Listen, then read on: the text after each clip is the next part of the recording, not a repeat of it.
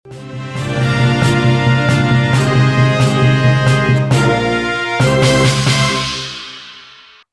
arisan online bernama Alegos dilaporkan anggotanya sendiri ke Mapolres Sragen pada Senin 18 Agustus lalu. Diduga, inisiator grup arisan Alegos berinisial DH yang berusia 26 tahun ini melakukan penggelapan uang nasabahnya. Hingga kini sudah ada 4 korban di Sragen yang melapor ke pihak kepolisian. Total kerugian dalam kasus dugaan penggelapan uang berkedok arisan online ini disebut mencapai 4 miliar rupiah. Untuk mengetahui lebih detailnya, sudah bergabung bersama kami rekan jurnalis Tribun Solo, Septiana Lestari yang akan menyampaikan laporan. Halo Septi. Halo rekan Dea. Bisa Anda jelaskan Septi, awal diketahui penipuan dan sistem arisan online ini sebenarnya bagaimana? Ya, rekan Dea, arisan online kali ini bernama Grup Alegos, di mana terdiri dari puluhan orang, di mana pertama kali terjadi diketahui tindak penipuan, yakni berawal dari salah satu korbannya seharusnya sudah jatuh tempo untuk menerima uang arisan. Namun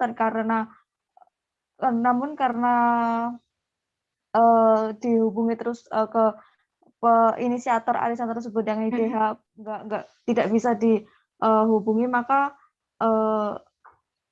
karena sudah jatuh tempo uang tersebut belum cair, dan ketika dikonfirmasi ke inisiatornya yakni DH, dan DH kemudian lepas tanggung jawab atau kabur keluar dari Sragen. Itulah awal dicurigai terjadinya tindak penipuan arisan online tersebut. Kemudian setelah dicari-cari diketahui DH tinggal di Bekasi, Jawa, di Bekasi, ya dia. Oke, lalu rekan Septi, apa sebenarnya alasan korban ini awalnya bisa yakin untuk bergabung dalam arisan itu? Ya, awalnya dari korban, karena korban mengetahui ada beberapa anggota grup yang merupakan temannya sendiri, yang beberapa merupakan anggota polisi, ada juga PNS dan pegawai bank, dan korban tersebut sudah mengenal mereka dan yakin ini merupakan arisan yang bukan abal-abal seperti itu. Ya, dan sudah terjadi dari mulai tahun 2019 lalu. Jadi karena memang sudah lama dan tidak pernah terjadi adanya kasus, maka si korban percaya untuk mengikuti arisan tersebut.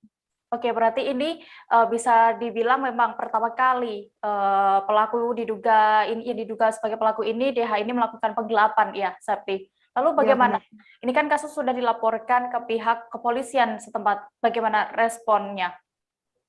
Respon dari kepolisian tadi pagi dikonfirmasi kepada Kapolres Sragen AKBP Yuswanto Ardi, mengatakan pada hari ini dilakukan aduan dari pihak korban tersebut mulai diproses, yakni mulai dilakukan pemeriksaan korban dan saksi-saksi yang terkait. Namun belum untuk melakukan penjemputan inisiator atau yang terduga pelaku, karena masih mengumpulkan keterangan daripada korban dan saksi-saksi.